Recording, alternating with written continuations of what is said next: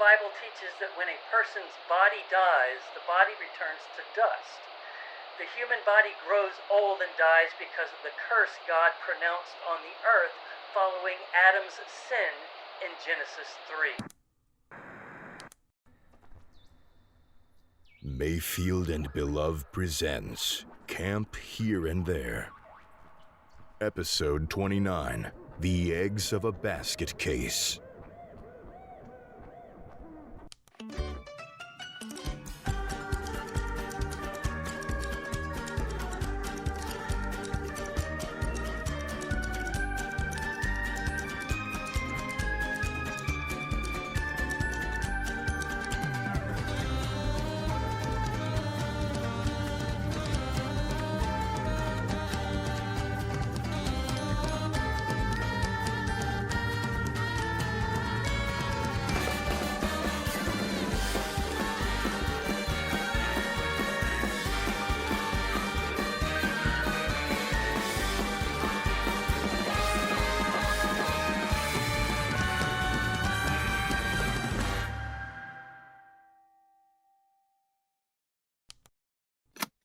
Hey kids, Jedediah here because Sydney is gone again.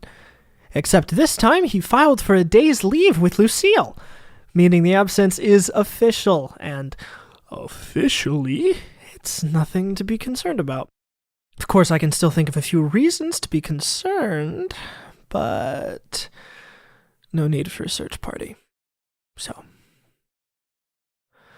we've got Matthew back again today, so today's breakfast is something undoubtedly unpleasant and absurd.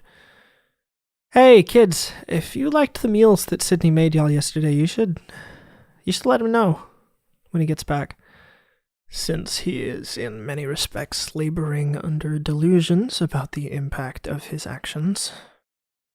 Your activities for the morning are falling over and standing back up. Don't go missing, or if you must, make sure to file for leave. Have a good day.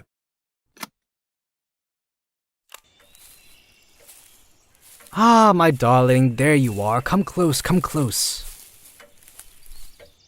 Hi. Have you brought the sacred texts? Yeah. Here.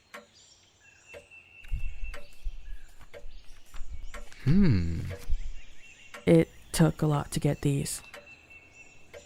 What wonderful work you've done, my love. My gratitude is as infinite as my praise. I will keep it safe with me for now, but of course I cannot read it until the day of the ceremony comes. Of course. Come, sit at my table once again.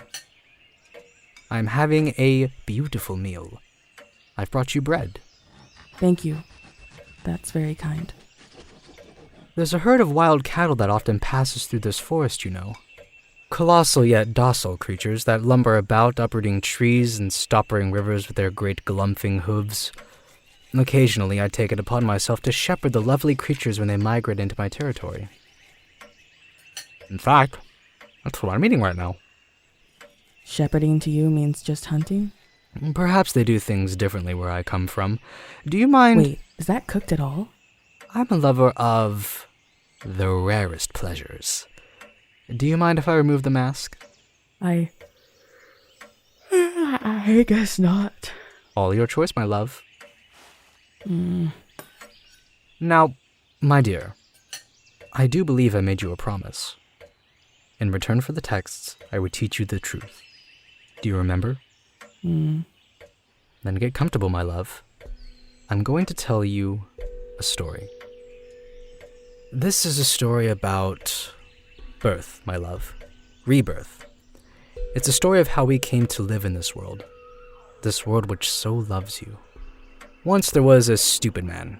He was skilled in certain delicate sciences, the science of the body, the science of machines, but he knew nothing of what really matters, of beauty, of divinity, of love. He could construct the most pristine, the most sacred sequences of numbers and proteins, but he knew not how to appreciate his creations once they were realized. When a project was finished, he would cast it aside. This man was the architect. This man and his short-sightedness, his ingratitude, his wasted genius, he is the villain of this story. But there was one love which penetrated his stupidity and settled in his heart. A beauty which burned brightly behind his eyes, behind his stupid little square glasses. The love was his saving grace, the one thing which kept him from total dissolution. But though he knew this love, though he held it in his oversized head, he never understood it. He did not understand how to feed it, how to witness it as it was meant to be witnessed. And so the object of his love began to falter. And as it faltered, it became festered with disease, and the muscle dripped off of its bone, and the architect knew that his love would die. He grew afraid, and he began to make calculations. He may not have understood his sick, delicate love, but he understood the delicate sciences of body and machine. And when, one day, his love died tenderly on the clean sheets it was gifted, our stupid architect divided by zero. He took the flesh of his love and filled it once more with the colors of life. The architect ended death. Stupid man. He tore the universe apart for the sake of his muse, now the only living creature to have ever kissed heaven's gate and still extracted its lips from the cold metal. Our architect had calculated perfection and shaped it as a man. And what did he do? Tossed it aside. He did not care. His love project was complete, and no reverence would pass between his cracked lips. But the universe loved you. The universe saw what you were worth, and so did I. Oh, Muse, as life itself was blessed by your rebirth, so will I be blessed by my love for you. Oh, Muse. Are you listening to me? Wake up. Wake up! The time for sleep is still to come!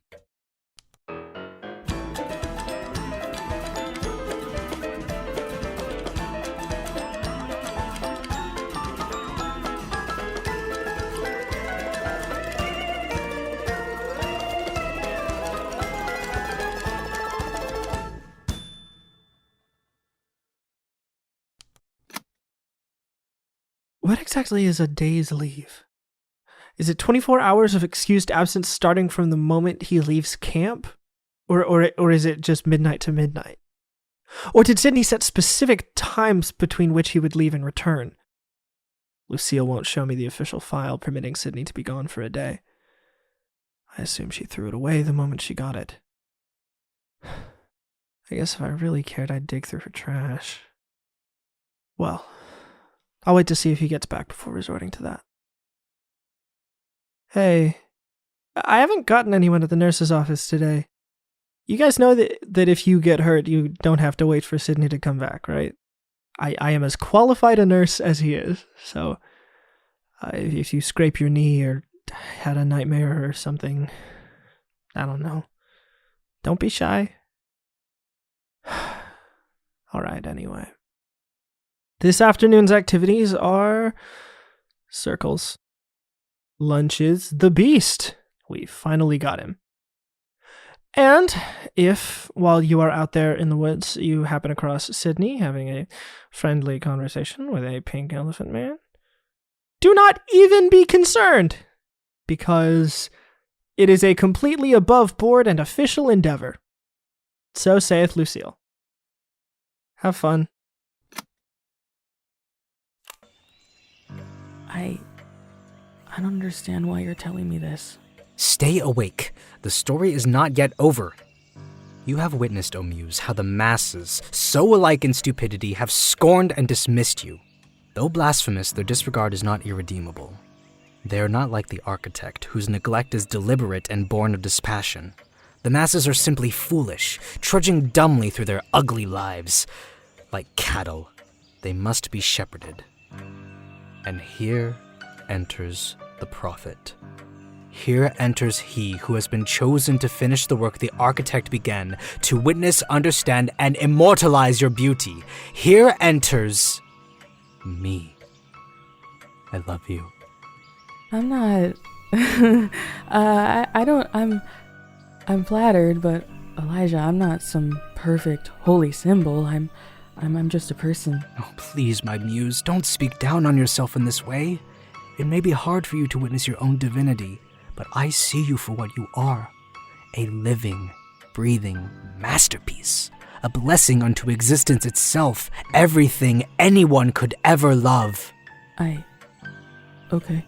I will be the one to crystallize the truth of your perfection. It is work only I can do. The cattle, they listen to me. When they look into my eyes, they feel my passion. They become enraptured. So I will take responsibility. I will herd them, my followers, your witnesses, to the pyre of borrowed sentiment. I will light the tower of flame. I will bring you apotheosis through sleep amidst the swirl of smoke and emotion. I will make you eternal, our perfect muse relaxed forever upon the pyre, and for all time my followers and their descendants will witness and revere you. You will be, as you were meant to be, forever beautiful, forever loved. I have to go. I need to leave, okay? I'm leaving. Do as you wish, my muse. Wherever you go, I will find you. Bye. See you at the ceremony.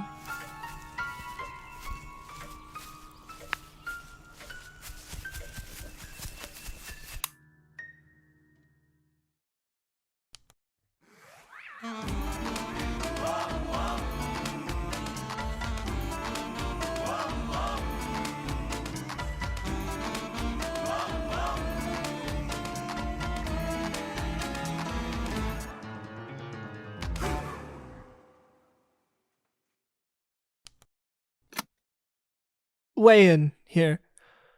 Would or would not you kids consider this the end of the day? Dinner time? I mean, you're basically winding down, doing the chill activities. In just a couple of hours, you'll be in bed. So do y'all think this qualifies as the time of day when I should start digging through Lucille's trash? It's just that... Oh. Hi. Hello. I'm, sorry. I didn't mean to bust right in the middle of announcements. No, it's fine. It's kind of funny, right? The announcements are always perfectly timed for the intrusion of a significant individual. So, how'd it go? Wherever you were. You, okay? Yeah. Uh-huh. All right. Stay that way for me, and come handle the announcements. I am not in a state where I should be heard by children.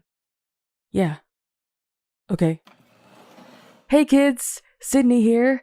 I hope you all enjoyed the return to Matthew's good standard food, and that you didn't get into too much trouble while I was gone. Just a casual break, don't mind me.